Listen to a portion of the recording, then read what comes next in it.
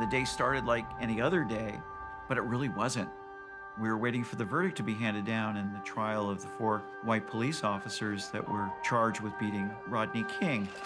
The section I knew was important, and I was really interested also in digging into the section because it's kind of the most, comprehensive section that is not directly related to O.J. Simpson. And we needed to set up these parallel narratives of race relations in Los Angeles and the LAPD, which all kind of culminated in the riots after decades and decades of police abuse and cases that we've chronicled throughout the film.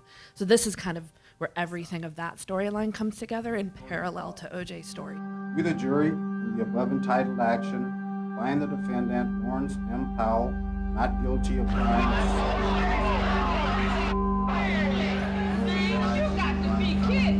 So I probably had, 30, 40 minutes of interviews related to the LA riots and the Rodney King beating that I was sifting through. So I was looking at kind of how to get the story going, which was the most important part. So this is the Rodney King verdict, the announcement of the verdict. And I focused on that because the announcement of the O.J. verdict, it's the announcement, which is such a tense moment. And so I needed to look at kind of how to build and hint at that tension as well in this scene.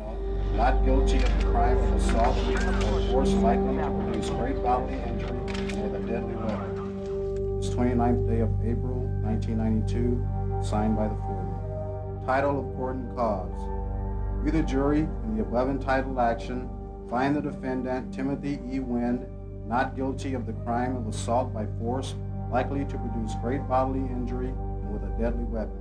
We did have quite a bit of footage of this material, but I was looking for representative types of footage that I know would be helpful, like an establishing shot, and then also the footage that grabbed me immediately when I was watching it, that I knew that I needed in order to start building the drama of what was happening and looking for the moment. There's a lot of chaos in O.J., and there's that chaos comes from the footage, but where you can pick out things that are being said kind of amidst the chaos. So there were a few kind of chaotic clips that really grabbed me at first, and I wanted to put that in to kind of start to get the scene moving. And there were clearly some people who felt that the public misunderstood them, that the media misunderstood them, and that the jury got it right.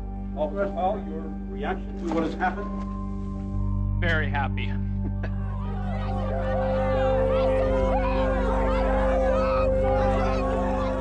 And then I think as we found the language of the film throughout, that actually experiencing things as a viewer as they're happening is just so much more impactful. So I don't think in the final clip you actually hear the word riot. It's all about the verdicts being announced, and it's all about who is where and how they're responding to it emotionally, how the public's responding to it, how our subjects of the film are responding to it. And that helps build tension and drama, and you feel what's going on, and then a riot can come out of that naturally because that's what happens in real life. I don't think the community is going to take this lying down. I don't think this is going to be good. No justice in America, not for the blacks. The justice is for the other man, not for the brother man.